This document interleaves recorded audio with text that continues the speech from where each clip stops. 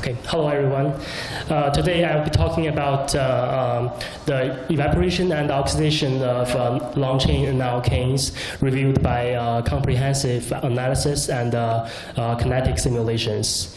And first, I would like to acknowledge my co-authors from University of California, Berkeley and Lawrence Berkeley National Lab. The funding sources are US DOE and the Dreyfus Foundation.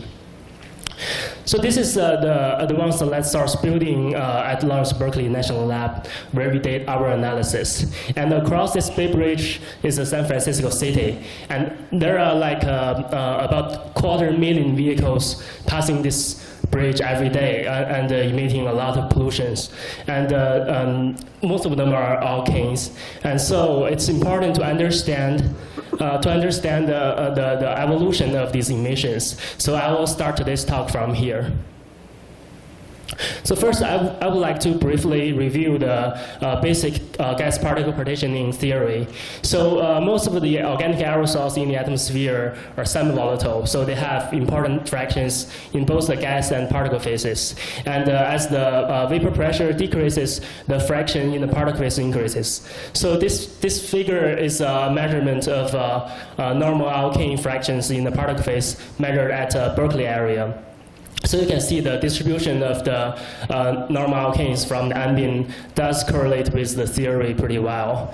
And together with the gas particle partitioning, oxidation also occurs in both phases, in the gas phase and on the surface of particle phase, i.e. the heterogeneous oxidation.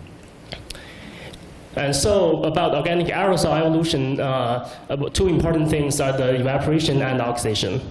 So for normal alkanes, the special case, we can see the different reactions in gas phase and the heterogeneous oxidation. They lead to different pathways and produce different products. But for this case, in the first generation, the products looks very similar. For example, the ketones and the alcohols, but they can be very different relative abundance. And that is because in the gas phase, the normal alkane is available, like every carbon site on the normal alkane is available for OH to attack.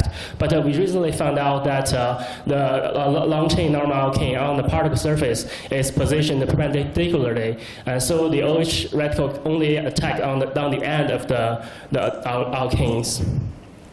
And then this causes a very different isomer distribution. And in this figure, we're showing for the gas phase, all the first generation products from OH oxidation should distribute like this based on the ISR or structure reactivity relationship.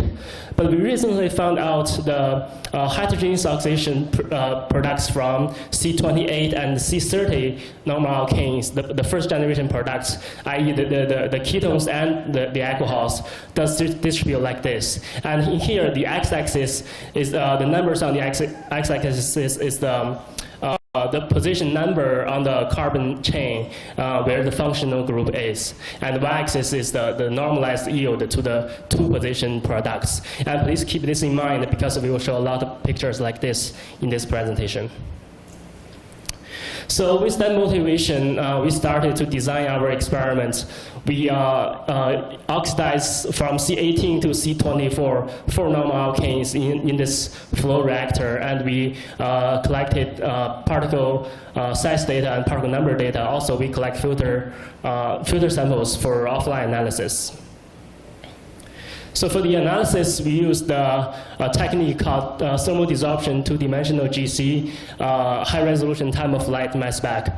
And we basically thermally desorb the filter samples, and at the same time, we do online derivatization of the material through the two-dimensional GC, separating the compounds by volatility and polarity separately. And then at the mass spec, we could go with the 70 electron volts electron impact ionization or the 10.5 electron volt vacuum ultraviolet photoionization. And today I will show results mostly on the VUV mass spec.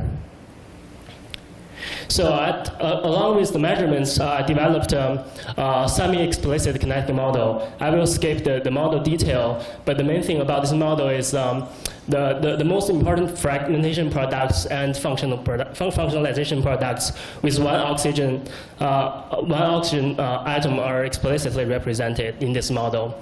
And then higher generation products, they're lumped by classes, basically by different isomers. And all the stable products, they're considered semi-volatile, and the partition between the gas phase and the particle phase, and with a mass combination coefficient. Okay, so let's look at some results.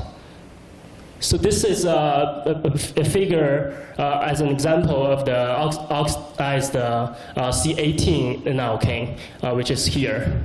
So after the oxidation, it's producing a lot of products. And we're only showing the major products here, including the fragmentation products with one functional group, showing here, and functionalization products with one oxygen, two oxygen, and three oxygens.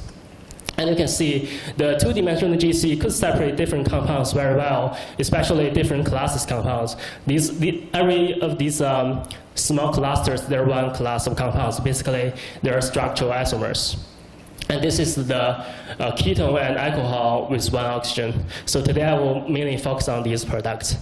So we know that 2D-GC separate different classes very well, but within each class, how does it work for the different isomers?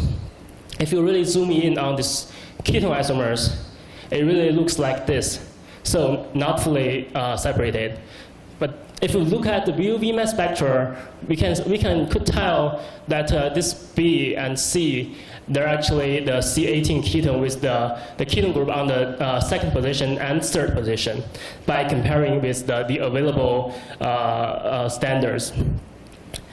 However, this big thing, the mass spectra is like this, and it seems to be it's a mixture of all the other ketone isomers on the carbon sets from number 4 to number 9. And it does look consistently that for the 5 ketone and 9 ketone, the mainly fragmentation ion they're showing here. And another interesting to notice, for the VUV mass spectra, we have a lot of the parent ion. And also, the fragment ions are mainly from off cleavage. And this is the advantage of the VUV photoionization. If you compare EI with VUV, you can see it gets a lot more messy in the small masses. And it doesn't even have the parent molecular ion. So that causes a lot of trouble to analyze this data set.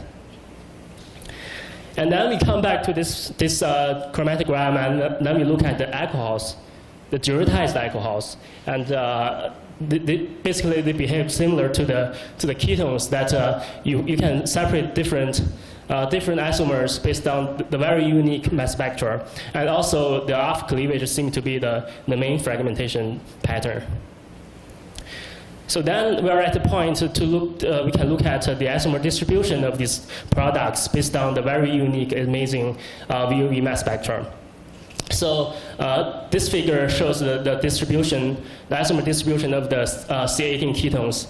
And the next figure is the isomer distribution of the C18 alcohols. And you can see this distribution looks very similar to a little below, but very similar to the pure gas phase prediction. And this makes sense because C18 is quite volatile. And when you oxidize them, they're mostly oxidized in the gas phase. But when you look at the other normal alkanes from C18 to C24, the isomer distributions moves down towards the pure heterogeneous oxidation. And this also makes sense and is in general consistent with the gas particle partitioning. And then we want to apply our model to this isomer distribution. And fortunately, for normal alkanes, we really don't need to estimate a lot of parameters because most of these stuff are known based on literature. And the only thing we don't quite understand is the mass combination coefficient, which basically describe how fast the aerosols evaporate to the gas phase. So, but we know that there's a range from 0 to 1.